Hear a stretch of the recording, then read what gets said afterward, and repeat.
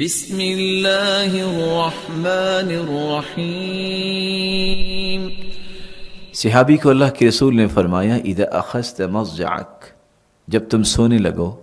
فتوضأ وضوءک للصلاة،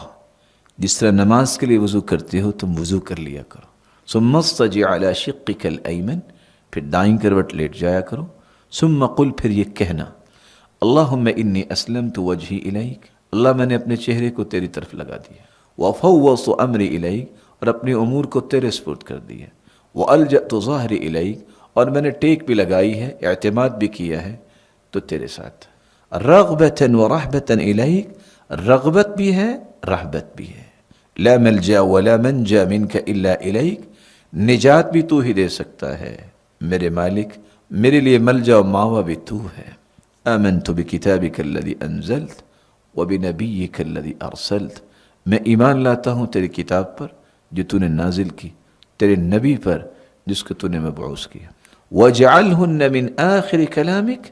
سونے سے پہلے آخری کلمات یہ کہو، فَإِن مِتَّ مِن لَيْلَتِكَ مِتَّ وَأَنْتَ عَلَى الْفِطْرَةِ،